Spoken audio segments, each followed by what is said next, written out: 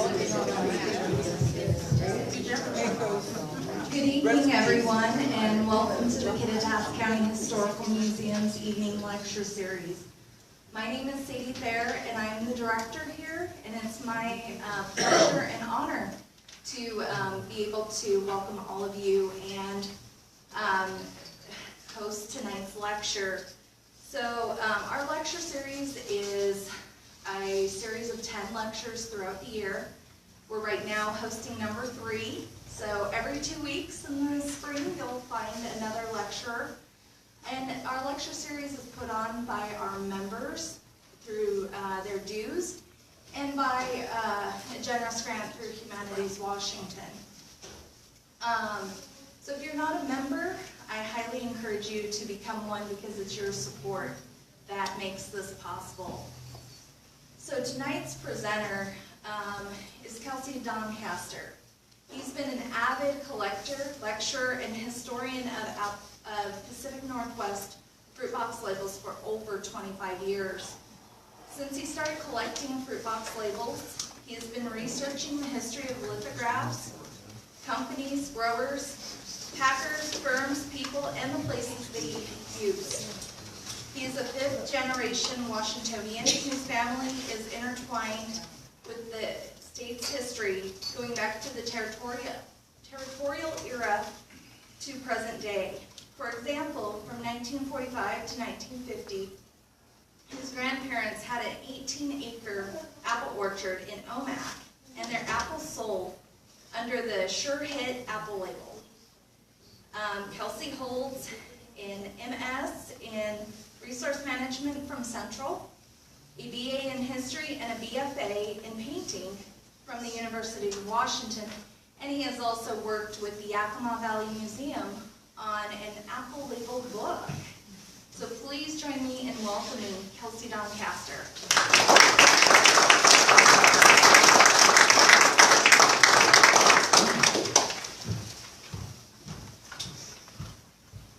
All right, can you guys hear me okay? Yes. All right. Just move back. Can you see me? Okay. Let's see. Move back.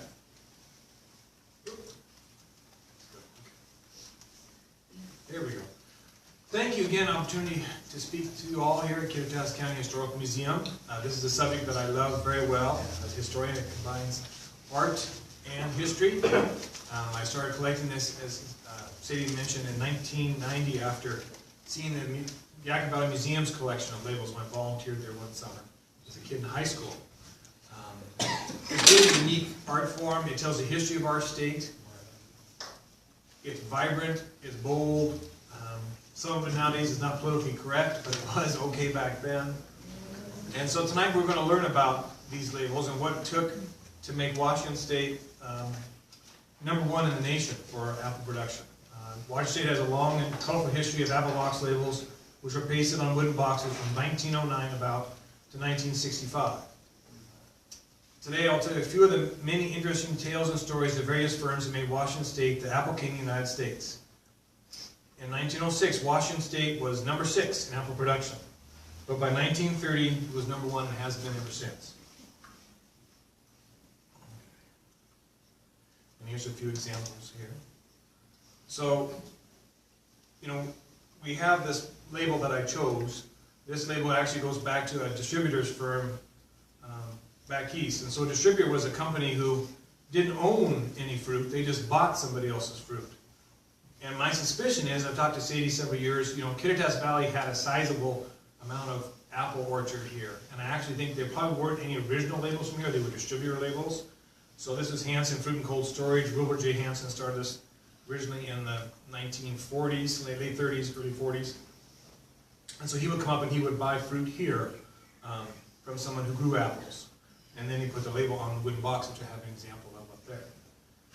So, as I mentioned, originally when they had this, the fruit industry started. You have Hiram J. Smith up in Okanagan, and he had apples very early on, way earlier than the time of the labels. But things didn't really take off until the railways came.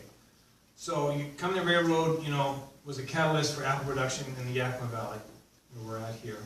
The first commercial apple orchards were planted after the Northern Pacific Railroad came in 1885. And the reason was a label with the monad. If those of you around remember the Northern Pacific, NP. That's a monad of the Northern Pacific Railway on there. And they used that label for boxes on the North Coast Limited. And they had fruit on the train or went elsewhere or something. They had a license agreement with the Northern Pacific Railway. Then, of course, the Great Northern came. And if you study Great Northern Railway history, you might recognize that mountain goat. That mountain goat, although that is not a Great Northern Railway label, that's the same type of mountain goat on the Great Northern symbol they used in the 1920s to advertise Glacier National Park. And some of them are quite obvious, like Jim Hill brand, who was the Empire Builder that built the Great Northern. And when the Great Northern came to Wenatchee Valley in 1892, that also spurred on production there and up through the valley up to Leavenworth. And then north to the Omak. So the first really big statewide apple boom began in 1900 to 1915 with the completion of the large irrigation canals and projects, such as the private Congdon Ditch in the Yakima Valley, and the United States Reclamation Service Titan Project, also in the Yakima Valley, and the Okanagan Project in the Okanagan Valley, which brought water from faraway distances through canals to arid desert lands. I should go back here so you can see that.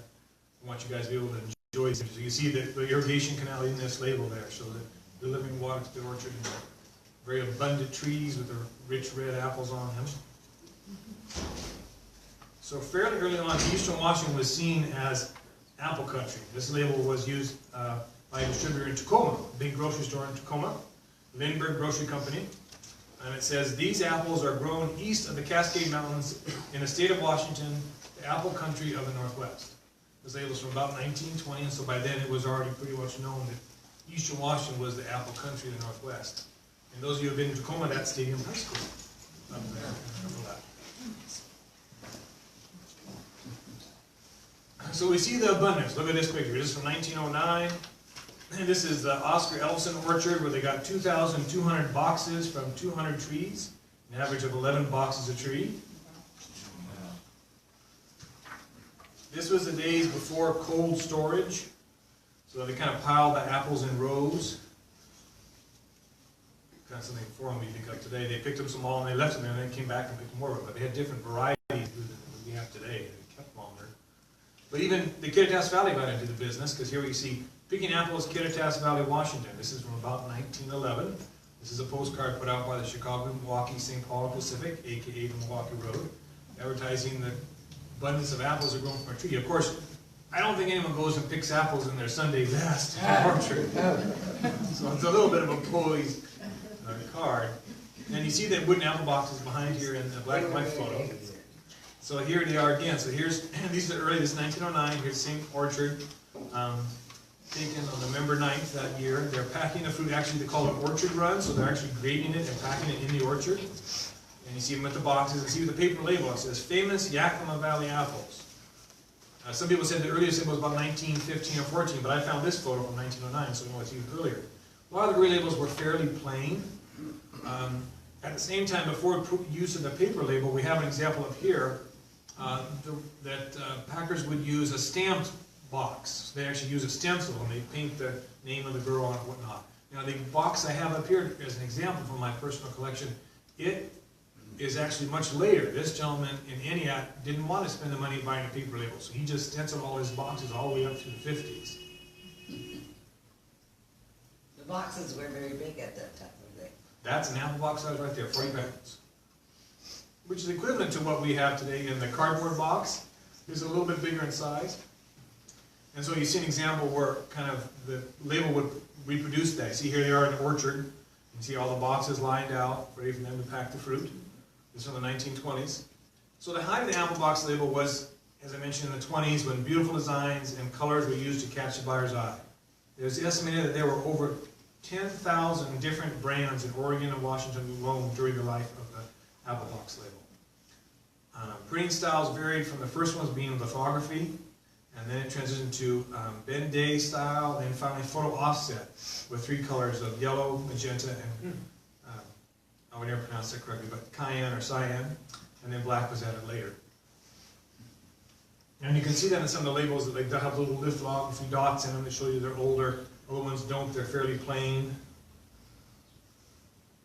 So this growth in the apple industry and the boom of the apple orchards changed how people pack their fruit. As I mentioned in the Oscar Alvison photos, they show them packing the orchard. They didn't do it anymore. They sent them to these warehouses. So these are the big concrete and brick warehouses. Upper left here is Wycope, which is up in the Dayton project area. It's near Kelsey, which is west of Yakima. And then down here is Sela. That was a little fruit row that Sela had. This also was a byproduct of the lead scare in 1927, when the growers were using so much lead, the apples were kind of white. And so they said, well, you've got to start doing washing machines, because there was 80% of the fruit that was shipped from the United States, unlike today, went to Europe. And the majority of that went to England. And so they got kind of wind of that there was this lead that was on apples. And so they had to come up with washing machines and other things to actually clean the fruit off that pesticide. And so because of that, then these small independent growers couldn't afford that. They had to go to these larger warehouses, you had cooperatives and so on and so forth, to be able to have their fruit processed and packed and put away. And you'll see that in some of the labels I have there, extras. These are all originals that I have. You'll see phrases like, when buying, don't worry. So they're telling you, don't worry, our apples are okay. You know? And one brand said, they're so good you could eat them in the dark. So there was no worms. We weren't going to get any worms in them. So we have, as I mentioned, large warehouses. So Yakima, which is closest to us, had Fruit Row. And Fruit Row in the 1950s was the largest cold storage west of Chicago. Chicago, of course, is a big meat packing area, so they had lots of cold storage there for all that beef. But this was the largest from there. And this is a warehouse that was built by Rich and Gilbert in 1919. And they were very proud of this warehouse, so much proud of it, they made a label with it. So this is Iceberg brand, and shows their warehouse. This was used for many years by Rich and Gilbert, and then was updated into the label you see over there. So they dropped the warehouse after probably a decade or so. So the fruit would have been grown in the orchard, packed in actually a typical apple box like this, not a bin that we see today, sent to the warehouse, sorted, graded, put a lid on it, and the apples were wrapped in tissues at that time. That's a little fancier than what we would see today. And then they were put on the side, and they were put in a refrigerator car, and they've been shipped all across the country. Interesting enough, Dick Waxsmith, now deceased, was a good friend of mine, and he remembers that when he would do it. They said they took the labels with them, and they went out to the refrigerator car, and they would label the car. So they would get in the car, and the book guy put a stack of boxes that didn't have any label on it. So they were just blank like this. And then he would go and he'd put a label on each box, and then he'd go to the other side of the car and he'd put a label on that side of the boxes, and back and forth and back and forth. So you were competing with the person who was loading the car and getting the labels on it. I'm sure that was quite an adventure. Other warehouses I saw where they did label before they took them out, like we see there on the loading dock in JM Perry. Did they use a paste, like a brush and paste? Yes. Yes, it's in 1910. Yeah, they used a wheat paste. Wheat paste. A wheat paste. And you can make it today. It still works. I did that for this Highland Kids label there. I put that on with wheat paste. It was very, it's water soluble. After World War II, they came out with a mechanized new paste that actually comes out like a Ringer washing machine, and you put it through, and that would automatically put glue on it, and they slap it on there. But the wheat paste was much better. So here's a very early label. This is a stock label from J.H. Estes in Toppenish, about 1915, so that's over 100 years old. And here's another label called Tell Brand. This was St. Louis Orchards Company. It's about 1915 also. This label I want to show is typical of the investments that we had at this time. You know, we have that today. People are going to invest in this, invest in that. And this was money people invested in orchard land, because with irrigation, orchard land became very profitable. You do a lot more with it than with just ranch land for cattle and such. And so the St. Louis Orchards label here was for Eastern people. They brought money into the Yakima Valley where this label was used. This company never made any money. Many of these firms were scams. The Sunquist family in Yakima Valley, and all the fruit industry, their great-grandfather, he started the same thing from a company that was a Sunny Slope Orchards These were investors who would they would make money selling this to people in St. Louis, hence the name, St. Louis orchards. And then they would pay them so much every year to help maintain and produce orchards and so on and so forth. The overseers, the ones who actually probably made some money, a lot of times they're the ones that ended up with the orchards when the company went bankrupt. And that's what happened with the St. Louis Orchard Company. I'll go back to it for a second. Oops. I went too far. Excuse me. There we go. So this orchard company was on the northwest side of the confluence of the North Yakima and Natchez, so the North Yakima, the town, and Natchez River, Yakima River and Natchez River. It never made much of a profit after 1914 due to being heavily damaged by the floods in 1913 and 1914. The small packing shed was actually physically washed away in 1914. As I mentioned, it sold to Richard Waxsmith, which was Dick Waxsmith's father, in 1915. And I believe this label says Yakima instead of North Yakima because it was outside the city limits. North Yakima did not become Yakima until 1918.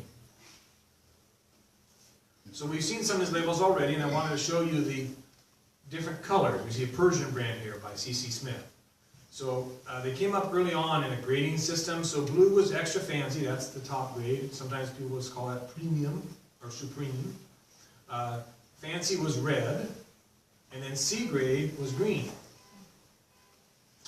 And so each of those were different qualities of apples that would go to different markets. Dick Waxsmith would tell me about how he went back in the 30s trying to sell fruit when things were really tough in the Yakima Valley. And he would go back to Montana, and he would go back to Dakotas, and he would try and sell their fruit. Well, all the fruit they grew was extra fancy and fancy grade fruit.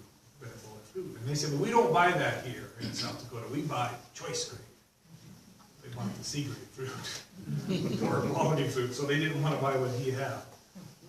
But that's how you can tell what the label is and what grade it was used for, and because of the color of what the label was. Additional colors used were white and orange and yellow.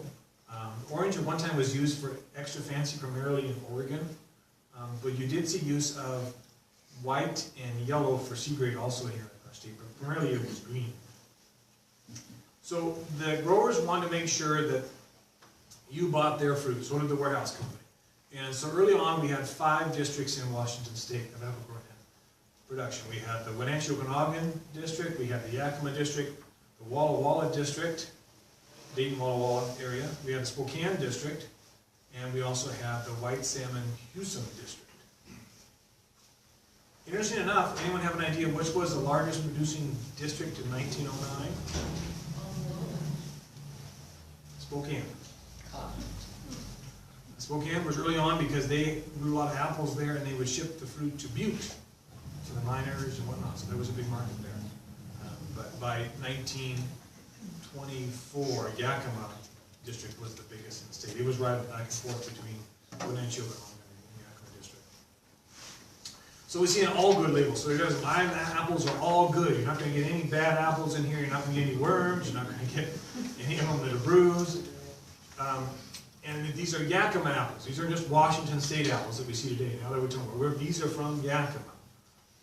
So this was about 1920, and A.E. Marsh, he had several warehouses in the Yakima Valley, but he never had any cold storage. So today we have controlled atmosphere storage where they take and they put that apple in a building, they seal it off, and they use Syria gas to preserve the apple for a long period of time. Back in the day, you just had cold storage. It was just like your ice box. It was kept cold, usually with a type of refrigeration. But A.E. Marsh was very thrifty. He used the railroad's refrigerator car for his refrigeration. So he actually would load fruit and he would ship it back east to Boston, and to New York, and to other cities, and be selling the fruit on the phone by the way to wherever it was going, because people would go to auction houses. So A.E. Marsh never had any cold storage. He did have a warehouse, but he didn't have a cold storage building like we saw in the iceberg label, which was Gucci Gilbert. These were called tramp cars.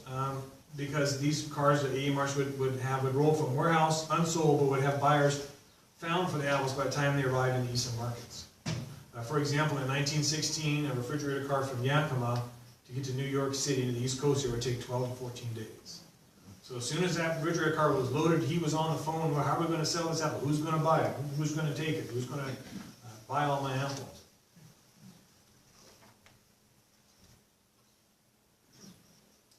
much did they sell them for? Do you have any idea? Well, it's got to think we have inflation today. So back then, they would sell a box for $4 or $5, you know, in that price. But if you do inflation that today, that's about $100 a box. So, you know, we have a lot more. It's not reflective, because I remember they showed this example, I talked about this for my master's thesis over 10 years ago now, of an orchard in the Yakima Valley. They advertised how that the guy made $20,000 the first year in his orchard. And at that time, before the higher inflation we have today, that $20,000 would be equal to, was over $500,000. So money went a lot farther back then. Yeah.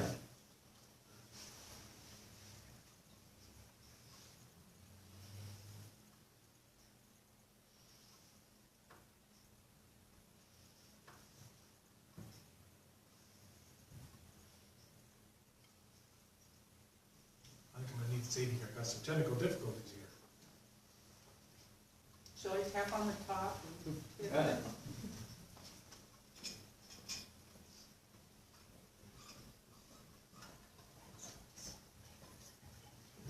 Okay, so here's, you get one there?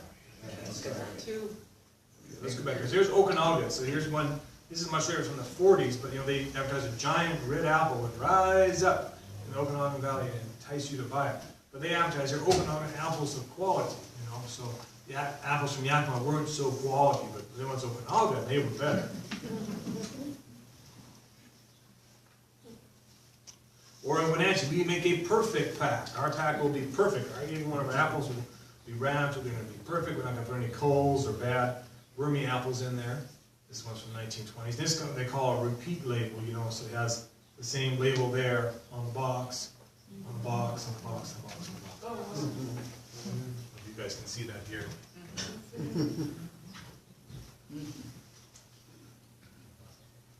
Or it was a careful pack. You guys came, if you hope you got your free label, free original label. It was a careful pack from Parents Packing and Cold Storage. Their packs were carefully done.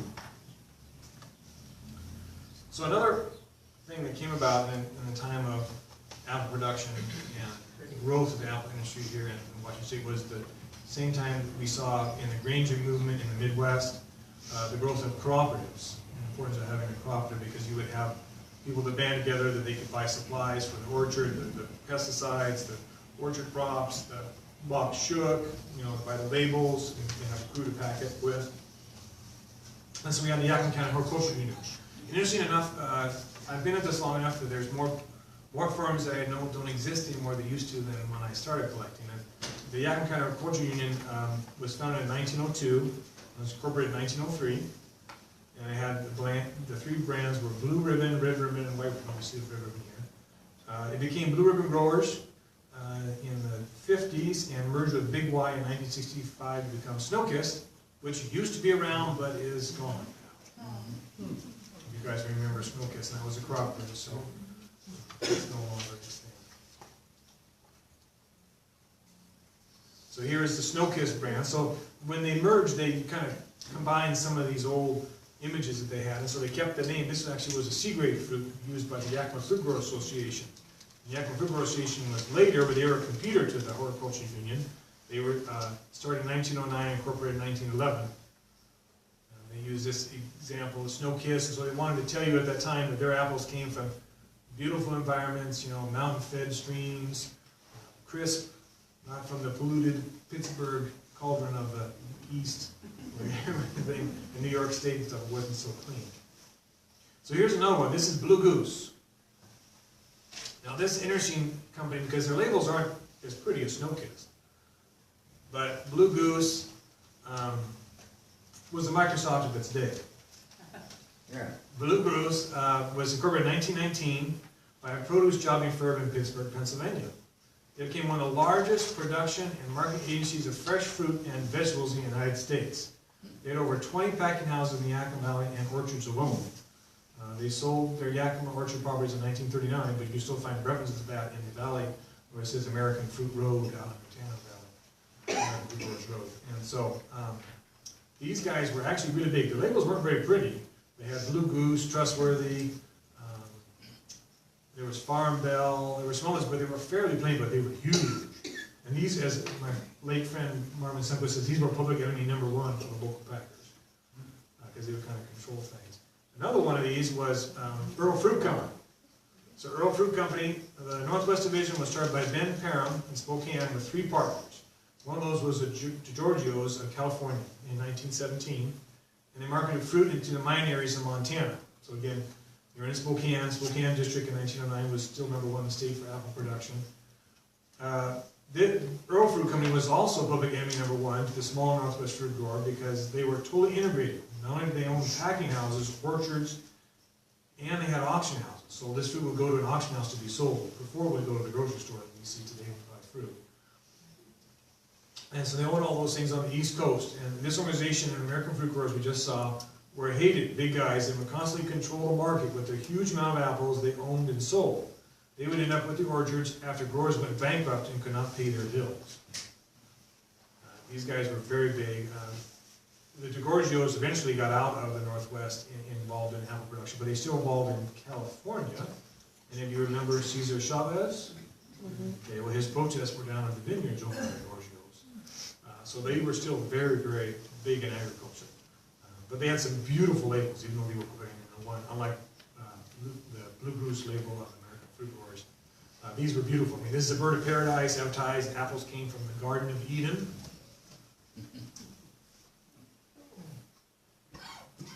Here's peacock brand, a big giant peacock. Now this one actually was used in Idaho. Like a seal, they would change locations where fruit was packed. So this is Idaho fruit in the Lewiston district. So Lewiston had apples at one time also. And so did Clarkston. It was a beautiful peacock brand, again from the Garden of Eden. And that was a publication name that you saw a lot throughout the Northwest at this period of time, because with irrigation, this country would bloom and would be seen as a Garden of Eden.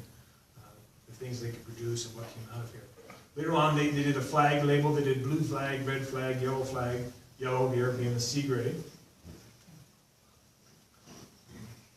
And then eventually they came out in 1909 with labels that says, oh yes, we grow the best apples. So not only would their name be known, but they had it right on there to catch the buyer's eye to say yes. And I talk about buyer's eye. So fruit would be shipped, as I mentioned, in the refrigerated cars back to markets in the East Coast. Eventually, in the 1940s, they were shipping a lot of fruit into Los Angeles because the West had started to really take off and grow. But the fruit primarily was shipped back to the East. And so they would have these labels on there, and they'd be big auction houses, big, huge buildings, and they have all the fruit lined up, and guys would come every day and say, I'm going to buy this pack, this bunch of apples from here, and I'm going to buy these pears from here, and cherries from here, and so forth. And then they turn around and they resell those containers of apples and pears and cherries and plums and prunes, whatever they bought, to other smaller grocers, and then further smaller from there and that. So it kind of worked its way down through a system, something we don't see today, because things have become so large with large grocery store firms. But they did something that would kind of catch the buyer's eye. And I didn't include it in this presentation, but there is a label that was used here in the Northwest called Eva brand. And these were primarily men, actually probably all men, buying these in the day. And the Eva brand was a naked lady that says, our fruit is a quality, irresistible temptation. So sex still sold in the 1920s. But I didn't know what kind of audience we had, so I didn't want to So one of the earlier firms here in the Valley, I want to get this it's Washington State, but I want to talk to you about some of the local ones that you guys may recognize the names of the firms. Ritchie and Gilbert, they started in 1899 when H.M. Gilbert came out on a train, going to Pacific Railway, with money from James and Clyde Ritchie, who came out of Illinois. They started in Toppenish and built a big warehouse there in 1902 to 1905, pack and handle much of their own produce on 2,000 acres, plus other lower valley produce from Glenna and Zilla districts. So he was farming actually on the Yakima Indian Reservation today. Several really old labels have been found with the Toppenish address. This is one from the Yakima address. So in 1913, they closed up shop in Toppenish. They came to Yakima, and from there, they worked on development of their brand. And Ritchie and Gilbert became really well known. So they used the brand R&G. And then in 1930s, they were out of Toppenish altogether. So I guess they had pulled out. They still had some warehouses there, but they were completely phased out of it. In 1946, the Gilbert family split up the Ritchie and Gilbert holdings. That was due to the death of Yeah, the death of Craig Gilbert, and then so Curtis and Elon have that. And so they split, and Elon kept the Rich and Gilbert name, and then Craig Gilbert started his own operation called Gilbert Orchard, which is still in existence today at ROC. And so Elon Gilbert, even though he kept the RNG name, he ran that company until the early 1960s when it folded. So Rich and Gilbert, each firm has different labels and they have different images. This was their premier brand, RNG. It came with and without a red star. Now this label is different because the red star means it's fancy grade. No red star means it's extra fancy. But then for C grade, he came up with something really different. So Rich and Gilbert first printed this label in 1917 to market their C grade apples. So this is a C grade label. Charlie Grant, who was Rich and Gilbert's assistant general manager and sales manager, thought up this witty label. It has been changed and redesigned over the years, but always had some variation of the same images. There's several meanings to this label, but the most common is a play on words. Anyone guess what the play on the words is? Okay. Close. So if you look closely, you will see that the young boy got his pants caught on the barbed wire after he stole some apples off the tree. My ass is caught. So he's telling his dog that my ass is caught, yet it's a mess. Oh, yes. And I also was told that was another slang fruit industry term by Dick Waxsmith, that when in June, if they hadn't already sold their apples back in the days of the cold storage, if their ass was caught with all this extra fruit, what are they going to do with it when the new apples come on later that summer and in the fall? But yeah, this is mascot because my ass is caught. So here's another version of it from the 1930s. Same thing, still got his rear caught on the barbed wire. Here's 1946. So they used it around quite a few years. Interesting enough, when Richie and Gilbert folded in the 60s, the other half of the Gilbert family bought the rights to this label back, and they still use it today. But it's not for C-grade fruit anymore. So we've seen some of the little whimsical and catchphrase images used. We also have a lot of images here from the Northwest and from Washington State that talk about us being Westerners. So we have, here's Western brand. So here's a bucking horse. Here's ox team. That's a Conestoga way. Of course, nothing in Wagnersburg, those of you who may not know, Wagnersburg was a little town where this orchard was, north of Wenatchee on the railroad line from Wenatchee to Oroville. But certainly no Conestoga wagons, not like that. It kind of was like Arizona. That's what they used to sell the fruit. This is an interesting one. This is Klondike Winter. It's from the 1920s. This actually was used in White Bluffs. They were at Hanford Nuclear Reservation yesterday. They had orchards there until the 1930s or 1938. People got, by the 1940, getting up the war, got pushed out, and they built the Hanford Nuclear Reservation. But it was a good fruit growing region. It actually had fruit on first, because the way the valley was, the Yakima Valley, and the temperatures are warmed up. But this is named because there was a district now called the Klondike District within that area of White Bluffs. And that was from actually people who made their money in the Klondike in the Klondike of 1898, 1899. And they bought orchards in that area. This is a great label. They're actually quite rare unless somebody has a bunch of them, which we'll talk about that later, about value and scarcity. But it's a cool image. It's someone with a sled dog team, full of apples. Again, repeat image. And certainly not White Bluffs. Here's another whimsical one. This is Strands. This is a Viking label. This is off the Titan Project Greatest in Kelsey. Really unusual. I have no idea what a Viking has to do with that. Sometimes families would have images to their history or heritage, but somehow the Strand Fruit and Cold Storage folks in 80 Strand, who originally started it, they liked that image of the Viking. They had Strands Supreme, Strands Viking, Strands Delicious. Here's another one from Chelan's. They talk about the sportsman paradise that Chelan was. This is Sportsman's Fruit Company. This is very interesting, though. There's two labels from Washington State that have this silhouette type image in it, which is quite striking. The earlier version of this label was by a two-person firm called Wall and Williams, and these gentlemen was a brother-in-law and well, I can't remember which one was the brother-in-law, which one was the regular husband, but they started their own business. They left Schland Manson Cooperative Association, and the association said, "You're never going to make it." Well, they did. They did very well. They even sold their rights later to Sportsman Fruit Company.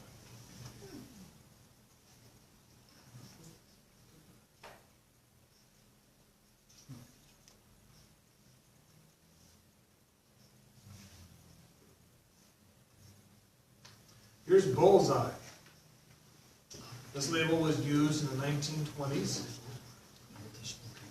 Notice Spokane Opportunity. Town's still there. It's not any apple orchards or things like that in the Spokane Valley, but they advertised it. This was a bullseye, what you got there for the apples for grading. It comes in different colors. You see some examples over here. Here's a green one for fancy grade. This is orange for some reason for extra fancy and fancy. There's also a blue label of it. It was later used for fancy grade. Here's Ski Land. Anyone remember the Leavenworth ski jump? So we see here where they capture that image and use that. These are quite rare, unless someone finds some more. But this is a great image, I thought, of the ski jump. Only ski label I've seen in Washington State. Other states had labels of different designs that did have ski images on it, like California, but this is the only one in Washington State. Here's unlimited apples. Wenatchee. Look at that big hydroplane to advertise you to buy the fruit. Anyone remember the hydroplane races in Lake Chelan? Yeah. That's what this is after. U4. Here's Grand Coulee Dam. So here we see Wenatchee District apples. Grand Coulee, world's largest dam under construction, it says underneath here.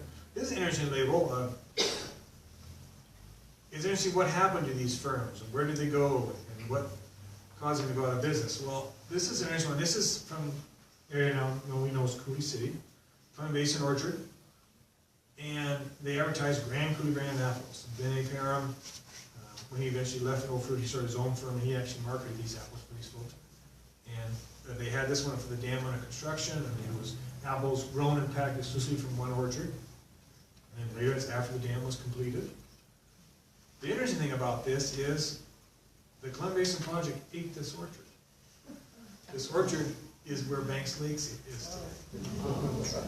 So I thought it was interesting that they advertised a Grand Coulee brand, and then I found in the Reclamation's records where in 1948 they were sued by the federal government because they were supposed to cut down all their trees and remove it because that's where Banks Lake was going to be built.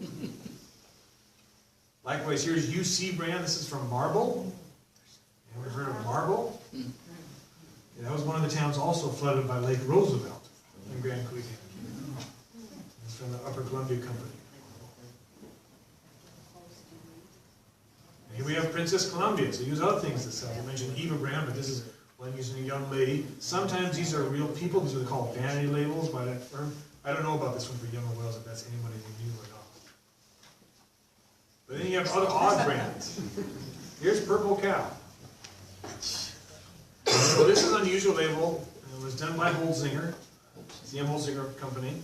And this was interesting because as a historian, I like to research these and, as Sadie mentioned, talk about what was done and how the labels were developed and the firms and the history. And a lot of times when you check oral history versus written record, it will vary. This label, the story goes that this label was started in the mid-1930s and it was a prototype flop and it was based on a drink at the time, called Purple Cow. It may have replaced another brand that Holzinger had called Doc Yak, which was a copyright infringement on Stanley Smith's comic strip, Old Doc Yak. But what's interesting is, recently I saw this. So this label has this purple cow and a little baby, and the baby says, "Purple cow for me." But you look at that label, it looks different than the Levy label we looked at earlier, or the JHSS label. And one of these recently surfaced, and that's a lithography file copy. So that means the lithograph house that printed these, they kept a file of all the different labels that they printed over the years for salesmen to show people, hey, buy our labels, and buy from us. This file copy is dated 1952. So I now have proven that that label is not from the 1930s, but it's from the 1950s. So another label we have kind of a whimsical design was Highland Kids. This was the only cooperative in the Yakima Valley was Catchy Growers. It's founded in 1922 with this label designed patterned after the comic strip Kelly Kids. So like I mentioned, the Doc Yak was used by Holzinger. This one also was another one that was inspired by the comics. And it started in 1924.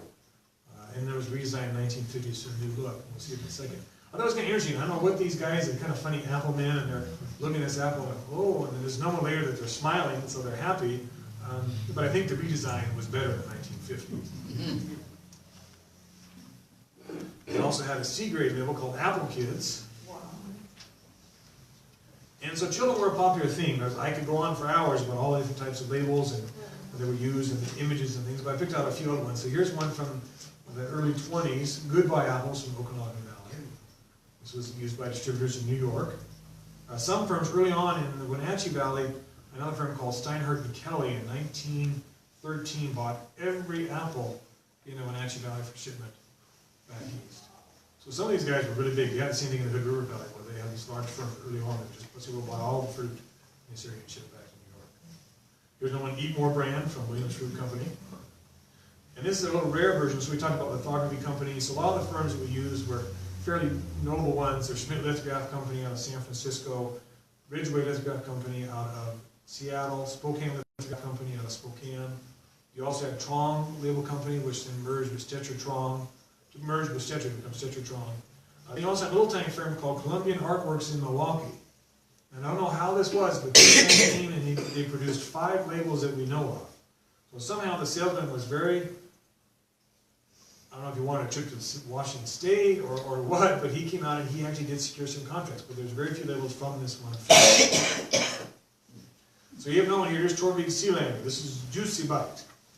Torvig was a Norwegian fella. I talked to some people who knew him back in the day, and so he said he had a heavy accent. It was a Juicy Bite. A Juicy Bite apple. And Torvig was quite a character. I talked to someone who was a fruit inspector, now deceased, and he talked about how he went and inspected his fruit. And he opened up the crate and he said, hey, you got apples, they ain't good, it's got a worm in it. He grabbed the apple out of his hand and ate it. And he said there was nothing wrong with that apple. And the interesting thing about this is this label, till recently, we thought this label was started by Torvig Sealander, but actually he bought this from another small firm out of Milton Freewater, Oregon area. They went bankrupt in the Depression and sold the rights to this label, and he bought it. Here's another one from Okanagan. This is Messenger brand. Tells you the service and quality. Apples are so good they're sent with the Western Union man.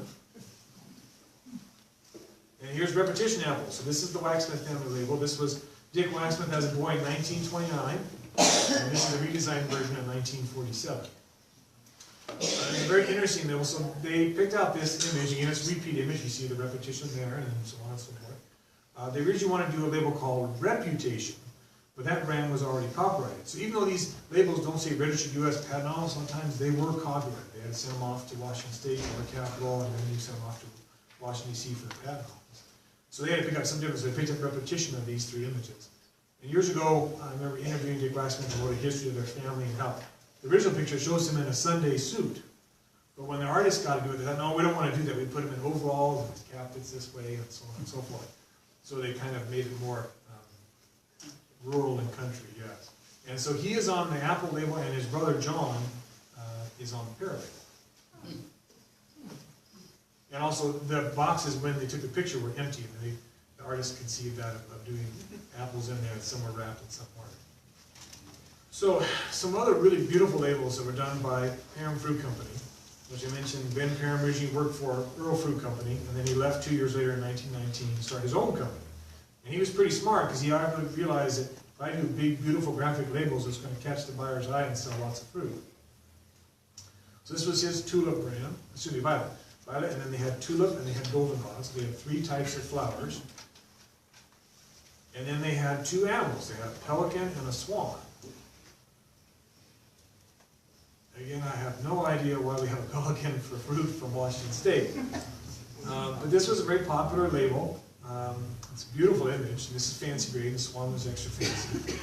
And sometimes they do these different labels for different markets, because sometimes we're only going to take the Violet brand, and we're going to take this other brand, so we're going to make a different brand for a different market. This label was redesigned in the late 1930s. In 1942, they advertised that all of this fruit in the famous Hood River and White Salmon Valley were going to be packed under swan and pelican labels. So in 1942, Parham Fruit Company decided we're not going to just use this label elsewhere in Washington State. We're only going to use it in the White Salmon Valley and across the river. So here's another fun label. This is Tie It On. Tie It On. And so this is interesting with the little dog with the apple tied to the tail, you know. And this label here is from the 20s. It's from Dayton Fruit Growers. Again, part of the Dayton project of reclamations over the Yakima Basin. And then in the 1940s, it was redesigned by F.H. Curley with an even bigger apple.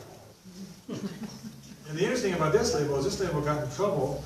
And I found out recently it was not because of the box here, but back when they first started packing and they put apples in bags. But they would ship the bagged apples down to Los Angeles. It was a big market then in the 50s for fruit from the Northwest. And the Humane Society got an idea of that and said, hey, we don't like this label.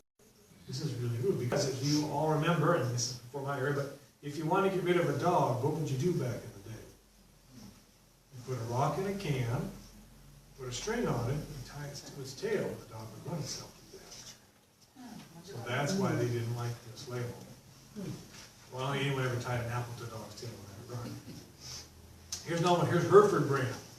This is from the Hovde family. They came west on the Oregon Trail, selling in Elgin, Oregon, and then they eventually moved to Cedar, but they had a brand Hereford. Except for Purple Cow, I think these are the only 2 cow labels used here in the Northwest. In places like Texas, for citrus, you got lots of longhorn cattle and other things. Here's one, KO, knockout. So this fruit was a knockout. So you have a big fist here. This is the only boxing themed label used in Washington State.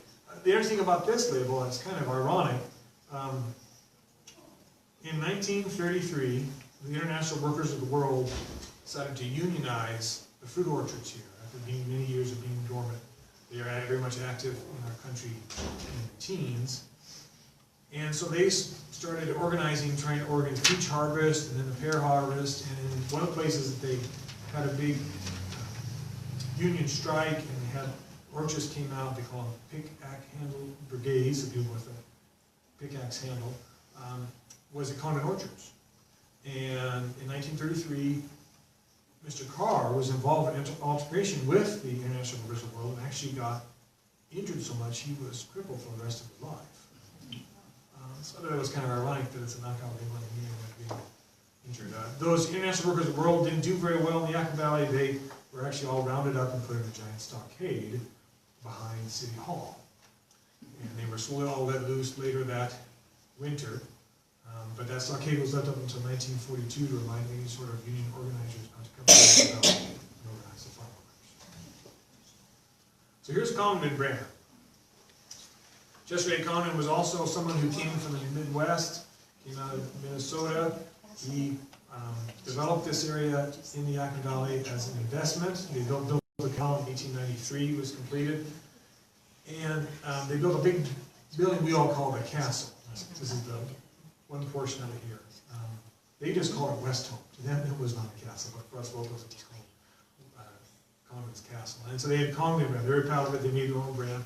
Story goes that this label was designed by one of the Condon daughters. She was a budding artist, and so she painted this image with the trees and everything. And it was probably first produced in about 1916. The interesting thing is recently another label surfaced out of an area of the White Salmon Valley called Hewsum, the Mountain View Orchards, and it's almost the same label. So I don't really think it was designed by the Condons. It was probably designed by the lithography company. The interesting thing about this is the Condons were very thrifty. So many of these packers were thrifty. They reused labels. They blocked them out. They overprinted on them. As we saw, and we talked earlier, that North Yakima was the town created by the Northern Pacific Railway in 1885. And in 1918, it became Yakima. Well, Condon bought these by the boxcar load, and so they were pretty thrifty. So they said, well, you know, we're not going to reprint or overprint these labels. We're just going to keep using them. And they used these labels until 1933, when they finally got them reprinted to say Yakima, Washington, instead of North Yakima. So here's another brand, 1920. This is Potlatch. And this is a grower service company, and this label has the Skookum Packer Association logo on the lower left. This label was used before the 1922 breakup, when the Skookum Packer Association represented firms not only in the Wenatchee Valley, but they also ran firms in Idaho, Oregon, Montana, and the Yakima Valley. In 1922, Skookum was broken up, actually, when Chester Common, the label we just saw, tried to buy up over 50% of the shares to monopolize the Packers Association. After 1922, it remained only marketing fruit from north central Washington. This is an interesting label because we have lots of different motifs in the design work of the day. Native Americans are very popular. This one is Potlatch brand. And interesting enough, this label was designed, it's missing something. Can anyone figure out what's missing there? Well, it's missing an apple, that's right, because the potlatch was who's going to give away the most goods, a little bit the most significant. And this label without the little Skookum Indian here, as we call it, had a giant apple here. So somehow this version, they took the apple out. Here's another one, Pride of the West. This is from Kittitas. This is an interesting one too, because some of these labels are research history. Who is this? Is this someone they knew or someone? But I did recently see a counter from 1928 that had the same image of this, we would say, a young girl. So this may have been somebody that they saw and they incorporated into the label. This is Tawasentha brand. This is from White Salmon. This one, the gentleman had really went far on his promotion. He says, apples grown here in the Vale of Tawasentha in the Green and Silent Valley where once dwelt this Indian maiden are grown these wondrous apples by Herbert Williams. So you have the whimsical brands. Here's Moon brand. Moon. Lloyd Garrison started that company in 1919. At one time he had Sun, Moon, and they think the Stars, so extra fancy, and C grade. But he got sued by Sunkist, and so he had to drop the Sun brand rather fast, and they used Moon brand and just changed the border color once. So blue was extra fancy, the red border was fancy, and the white border was C grade. And then here's another set of labels. This is by Spinner Fruit Company. The Spinners are still in business today, but they're not doing anything in buying apples or marketing fruit. They're giving supplies. So back in the day when these were done in the 1920s, you had toys that spun and toys that hung. And they just went off of that. And then later on, you had people advertising the health benefits of apples. Here's a Vitamites. The apples were very much full of vitamins. So you want to buy it. The symbol down here at the bottom, this tells me that this label is from World War II. This is a symbol they put on during the war to help people fight for victory. So you'll see there's 6 labels with this symbol on it. Here's known by Dan Wheel. He was an English firm that bought fruit for export to England. He used playing card themes. So he has Red Club and Red Heart and White Heart and Ace, so on and so forth. Other themes, here's Radio brand in the 1920s. Rainier brand. Rainier Fruit Company was founded in 1918 by Lyman Bunting. This label is from 1953. It shows apples sitting at the foot of Mount Rainier. We know that's not true, but it definitely was advertising and catching the buyer's eye and people think, oh man, these are beautiful apples from unpolluted country, right beneath snow-capped peaks. Here's Lake Chelan, the 1940s. Other notable locations, here's Ribbon Cliff Fruit Company, and I believe that's Ribbon Cliff in the background. And I think that's near, Dr. Zinner would tell me if I'm right, but near Earthquake Point. Here's Gorge View, here's the Columbia River Gorge. So this was used by firms in Bingen and White Salmon. Here's Pineland brand, so in Spokane Valley had all pine trees around at one time, and things like that, so it's from Opportunity. Here's Sunnybrook, this is from Dayton. So we use a lot of themes. We saw, the women, Native Americans, scenery, specific locations. Anything you could do to kind of create a unique, something to catch a buyer's eye, or a unique label stand out from somebody else. This is Bulky brand. He had warehouses in Wenatchee, Cashmere, Dryden, and Indiana. This actually is a real image of the Cashmere Valley. That's actually the city of Cashmere, about 1915, 1918. And here's where Wenatchee's best. I want to set himself apart. Here's Blue Pass.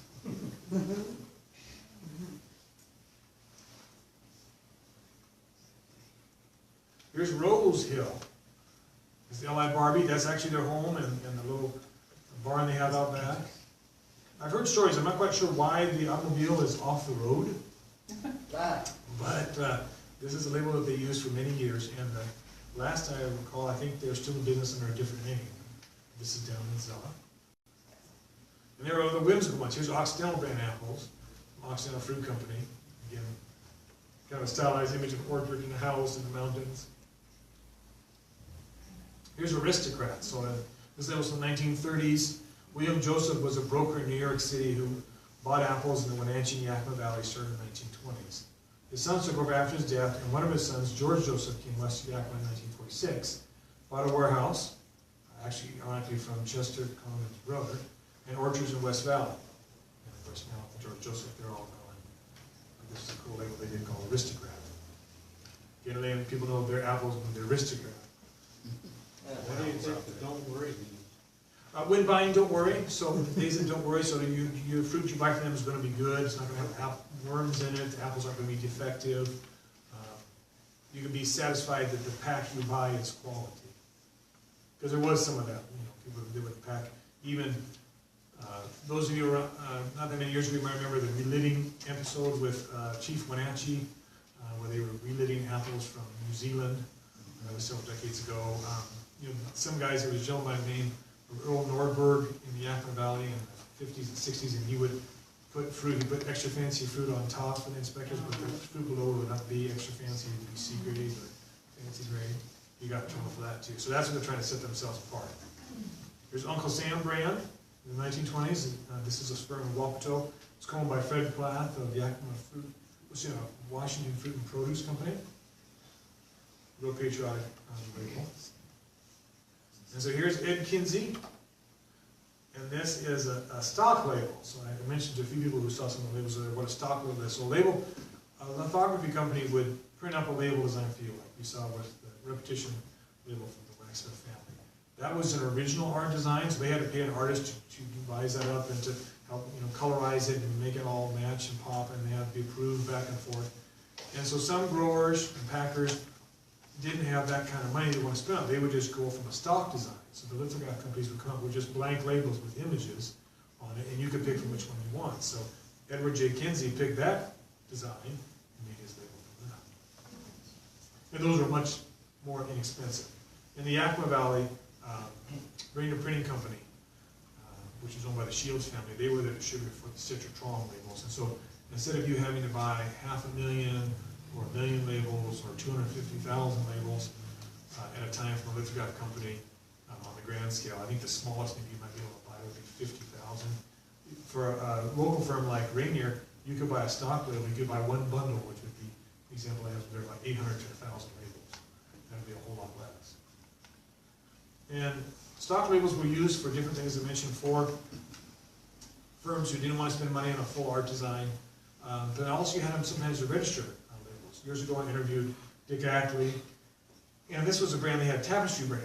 And this is a really cool label, it's beautiful, it's actually a real tapestry. He showed me the originals like this big, and they took a picture of it. And it was done by a woman who worked for Frederick and Nelson. I don't know if you remember Frederick Nelson, big famous department store in Seattle.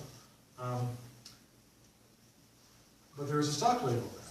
And the stock label was actually used for registering this brand. So before they could use the real beautiful fancy one, they had to ship out a carload of fruit under this label. So they went and had a stock one print up real fast, registered that brand, and then they used their art design afterwards. So these labels, as I mentioned, were unique and they were different. They set the grower apart, they set the warehouse apart, or the broker or the distributor. And so, they were real followers. One of the famous brands at Wenatchee is the Wells and Way Food Company. And Wells and Way started, in the teens, and ran them for a long time, and they're well known, and they marketed lots of fruit. Well, there's another gentleman by the name C.C. Smith, Charles Smith, and he came out with a land called Twin C. And C.C., he was also a distributor of apples, besides Wells and Way, although Wells and Way did have orchards they owned. But in 1926, Wells and Way got wind of this. They noticed this label is kind of similar, so they actually sued C.C. Smith and took him all the way to the Supreme Court. And he lost, and he had to redesign that book like this. So it says C brand, so the C's down here. So it was no longer anything like the twin W brand, the two W's together.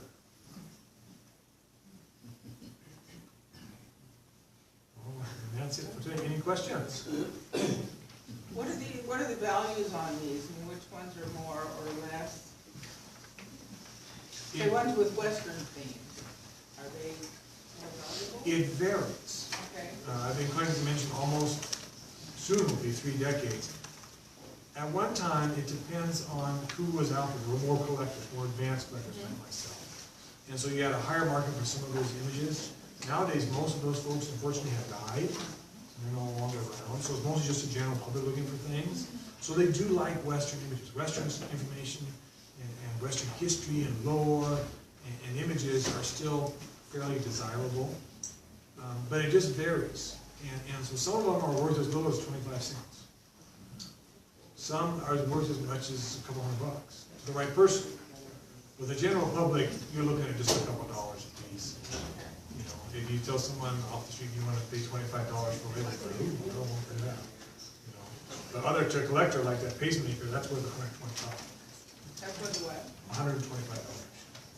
Just because it's a horse? Because it's rare, so in other words, it means there's not many of them that are around. There's many. The few that are around are desired by collectors. People like the image, it's a horse. And it doesn't really necessarily, I've had people say, well, what about age? Age doesn't really have a factor. That label is from the 1940s. The JHSS label you saw earlier, that label is from 1915, it's over 100 years ago, and that label's worth about $15, $20. So it really varies. But for me, it's a lot of fun, and everyone got a free label from my hope. That's how I started years ago. People would just have free labels. They had leftover stock at the warehouses, and they'd swap stuff like this. It's changed now to where primarily it's a lot of people just selling stuff, but I still run my trade. Oh, yeah. It's almost limitless. Oh, yes, yes. And California citrus, that's where a lot of people in the California area came up here in the 70s. And maybe some, a little before, but certainly in the 70s, and they were picking up labels from warehouses and people and taking them down to California. But the California citrus is amazing, because I heard stories of people say, well, they just collect horses and dogs and women, and it's like, because in Washington you can collect a few of those, but you know, like the horse team labels, there's a pacemaker, there's a blue larkspur, man o' war. I think that's it. You got 3 labels. You're not a very big collection if you only have 3 labels, but in California they've got all kinds of them for citrus, just with horse things. You have several. In the citrus business. Yeah, and the citrus ones are worth much more. There's still a lot of very active citrus collectors that a real rare citrus label would fetch several $1,000s for. Yes. Go ahead and leave it. You mentioned the lithographers, some of which were in Seattle, Spokane, and San Francisco. Of all of those labels and all of the different printers, are there any of the artists that really stick out in your mind, or are they all just unknown people? For the most part, they're unknown. Some people have done some research on some of the firms, like the one down in Smith Company in California. Gerald Wade was a gentleman in Ridgeway Lithcott Company in Seattle. So there's some about him, but a lot of these were all unsigned. There's only one label from Washington called TP brand, and it's used about the Bridgeport area, Bridgeport area. And it does have a signature on it. But for the most part, it's unknown who did these. Because they would just have, you know, large companies. The Schmidt was huge. They had several thousands of people in their plant in San Francisco. And the one that you showed almost toward the end, it was the Native American woman, Sawija. Tawasenta. What's the story with that one?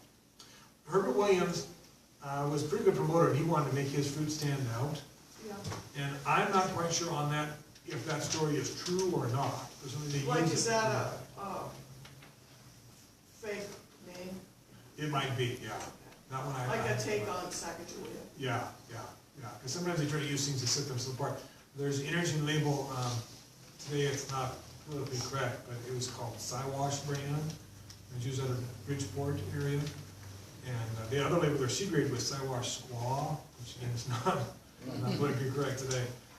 But that label was interesting because it had this, it actually is a beautiful label, just Indian chief, and he's got the regalia and the hat, and it's very majestic and everything else. And recently came out, the research, that label, even though it was out of Bridgeport in the Brewster area, and it should have showed a Colville American Indian on there, it actually is a Blackfoot Indian.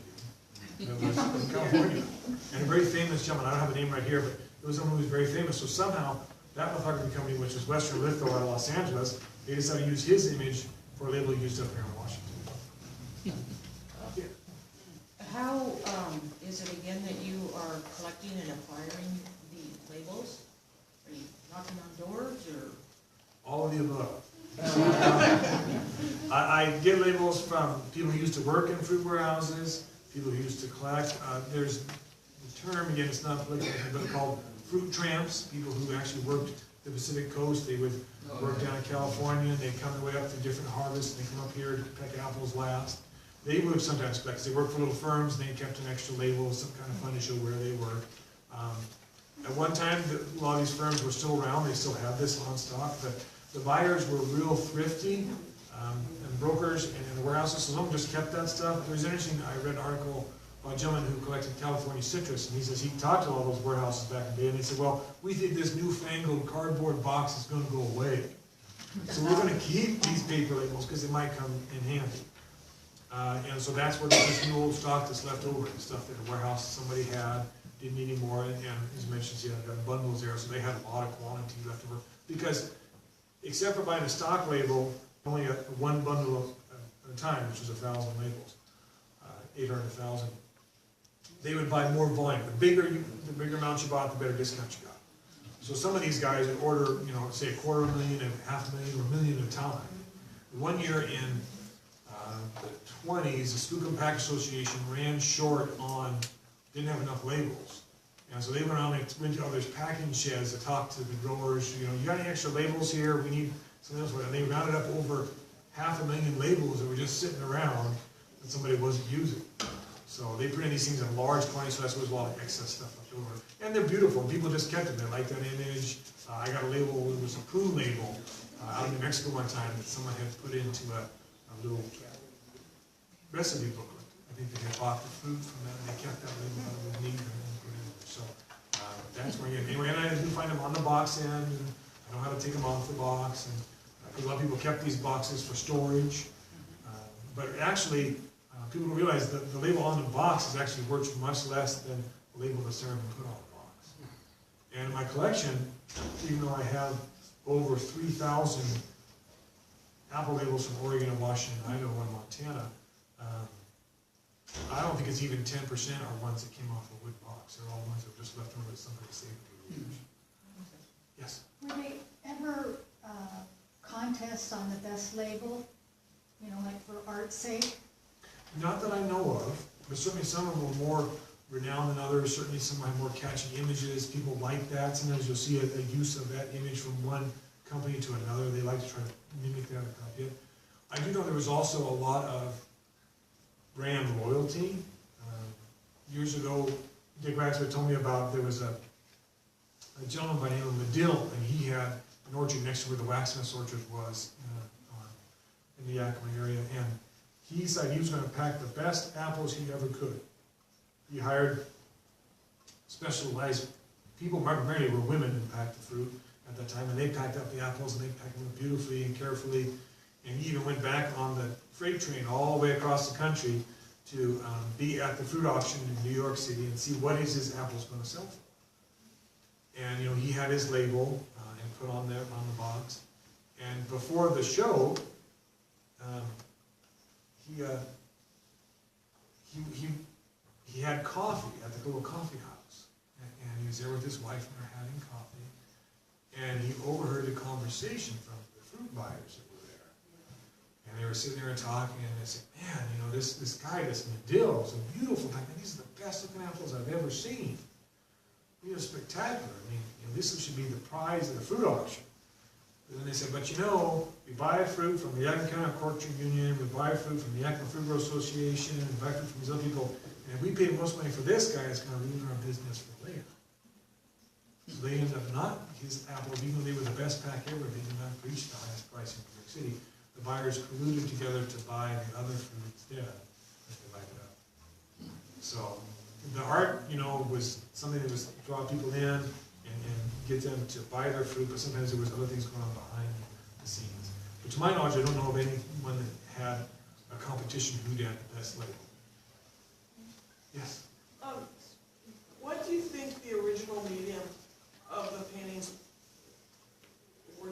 What were the, you know, what kind of paint? Wash, watercolor?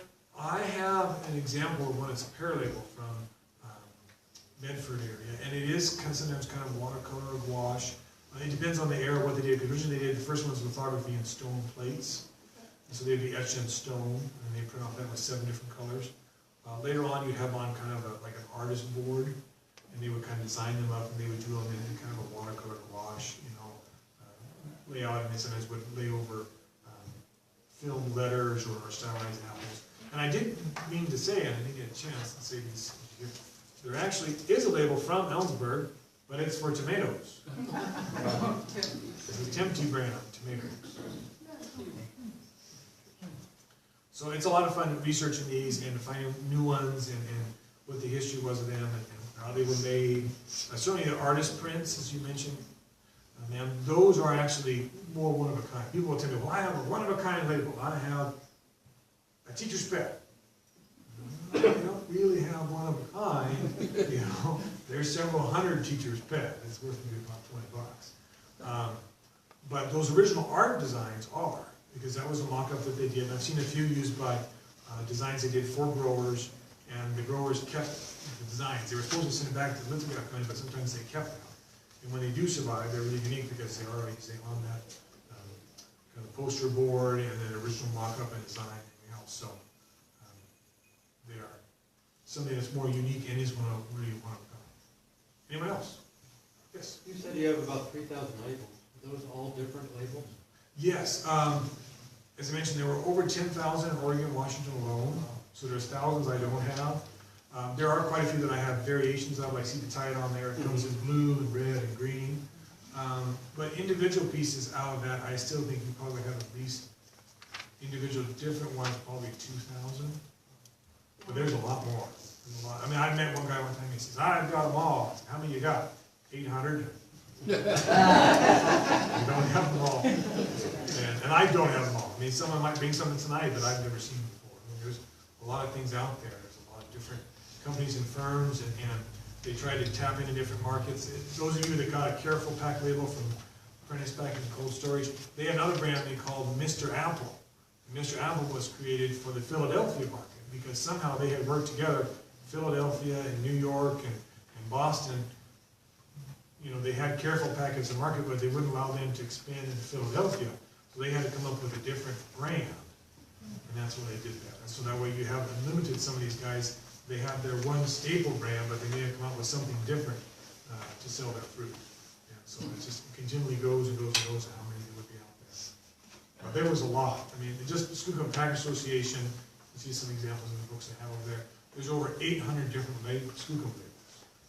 And so Skookum, in that period of time, from 1913 until and then they redesigned in 1916, they would have an inset label. So labels kind of like this New Chief you see over here, it has a "You Like 'em" inset in it. The Skookum one would have an inset of different firms. So there's all kinds of different ones, because sometimes those guys would be there 1 year. And so the inset label meant for like New Chief or Skookum one, it would be the teacher's pet label, and then they'd shrink it down and put it inside the New Chief label. And so they have that for Skookum. And that is infinity, and I only have 125 Skookums, so I've got a long ways to go to get to 800. Yes? Are these copyrighted, and was that a big process, or did they just boom, do their label and that was theirs? They were copyrighted, and that's what we saw with the Twin W and the Twin C, that they would sue, sometimes they'd sue someone over copyright infringement. You know, they had certain images that they used, and they were on file here in Washington at the Capitol, and then also they'd be in file in Washington, D.C. And I'm trying to think if we have any here that I can put up. You may see some in there. I know with the Don't Worry brand, it says Registered U.S. Patent Office. So sometimes they would put that right on there. But I know when I talked to Dick Waxsmith, he said that theirs was registered also. And you can see that here in the Don't Worry. It says registered U.S. patent office right there. They don't worry. Yeah, so they would definitely, and they'd be something to fight over, and they would, you know, which crowd in our market, and a lot of them had a very good reputation. That's why you see some labels that would change hands over the years. They kept the same brand but a different packer would have, because that was a well-known label. They wanted to continue using that. So it had a provenance, really, well, hey, that's a good apple. I'll buy that orangey apple because I know it's going to be quality. It's not something that's kind of different. Yes. Are the boxes still available? The wooden boxes, no. The boxes that exist today are ones that are left over. A lot of growers, because in the time period, in the 50s when they switched from doing wooden boxes to cardboard boxes, you also had the invention of, within a year, couple of years, of the bin that we see today, the big bin. But before that, they packed fruit in these wood boxes, and then they empty out the fruit at the warehouse, and they sort the fruit, and then they repack it in the same box and ship it back east. I worked for a grower out on Occidental in Yakima in '67, and he was switching from boxes to bins. And he sold all his boxes, and a huge truck showed up, and we took all his apple thinners all day to load that truck. He got 15 cents a piece. Okay, yeah. Yeah, and those boxes got reused because I have a few that I got labels off of and soaked off that were used in California. And so some of these guys that get real thrifty, they take the boxes, kind of like you were talking about, and those may even have labels on them. And then they stick another label on top of that one. And then they use again and stick another label on top of that one. So they would reuse that box. And there was a find back in New Jersey about 2 years ago. There was a huge barn that was full of wooden boxes with labels on them. And some of those were used because the guy in New Jersey didn't want to buy new shook. He just thought, well, I'll just reuse these old Washington boxes that were used in the auction house. And he went to Atlantic Pacific store and says, I'll take all your wood boxes, and then they're going to reuse them for their own stuff. But yeah, there are people who still have box shook today. I've seen some of that. It looks pretty new. It's pretty blonde, as they would call it, and it's not all weathered gray. But you do find quite a few box piles. Myself, as a collector, the place I'm looking for with boxes is actually the Midwest, because there they don't have full stock there. The only one they've got has a label on it. We're out here in the Northwest, we still have lots of box piles that people just kept. They just, you know, they got switched, I was mentioned, from packing and then from orchard picking, and they just kept them. Anyone else? Yes. The apples that were grown here in the valley, more out towards Thorpe, were they big enough to have labels, or did they just sell locally? Both. I think early on, because they were looking for apples so much and the districts were being developed, that even some of these small orchard plats would have sold fruit probably to distributors in the Yakima area, or maybe Wenatchee, and they would have bought everything they had. But certainly by the changeover with the requirement of having to wash your fruit and have an apple wash and anything else, that may have eliminated a lot of those small guys, because they only have 10 acres of apples. That's a lot of investment for you to have to buy an apple washing machine, you know, a wiper, and other things, and so they may have just said, well, we're just going to sell local. Because if you had to sell it to a larger market, you had to qualify by those standards. I don't know if those you may remember, but nowadays it's commonplace. You see the stickers on the apples, you know, it says Red Delicious, Gala, so on and so forth. Well, there's a lot of growers, when that became kind of mandatory, they got pushed out. A friend of mine, now deceased, but the Hardings lived on Lake Chelan, and they had that. They were farming that area for almost 100 years, and they eventually closed down because the cost of them having to put stickers on all their apples was too much. And they said, it's just not. The family had changed in different generations, and they said, we're just going to do it. So they took everything out, and now it's a vineyard. Yes. I spent the winter in Mexico, and there was a gift store there, and it had apple labels on just wood parts of boxes, clear down there, and they were from Yakima. So that was about 3 years ago. They must have sold them because they're all gone. Oh, that's cool, yeah, because they exported that fruit all across the country. There was fruit exported into the Philippines, a brand you see in the book there called Kite, Harold Kite. Of course, that changed in World War II when the Japanese took over, but until then, he sent all his fruit from the valley to the Philippines. You'll see some labels in there that have Chinese writing on them. They ship stuff to the Far East. Connell Brothers was out of Seattle. They shipped a lot of fruit to China and elsewhere, but primarily the markets were in Europe. It's interesting though, there were labels from the Hood River Valley that are in Spanish and Portuguese. So they were shipping fruit out of the Hood River Valley, Oregon, down to Brazil, and other parts that they spoke Portuguese, besides places that spoke Spanish. And then you do have some export apples that were used to ship down to Cuba. So before the embargo and Fidel Castro took over, you had fruit that was shipped to Cuba. So it was kind of all over the place. But it's definitely different than what we see today. A lot of our markets, stuff shipped to the Far East. There was some business of Far East, but primarily the fruit was being shipped to Europe and domestically within the United States. Some places, one of the places that Dick Waxman talked about years ago in the Big Root Valley south of Missoula, he went there to sell fruit in the 30s and said, I gotta provide money for my family. And when he did that, he went to a place here and he said, well, we aren't gonna buy your fruit. We buy Montana apples. We're not gonna buy your apples from there. We're gonna buy Montana first. And he says the apples weren't even in a box, they weren't even packed. They were just in a wooden bin, I mean, really tiny things.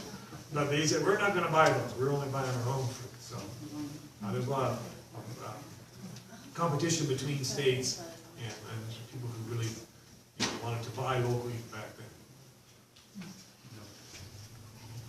Well, thank you all for coming. Hope you enjoyed it.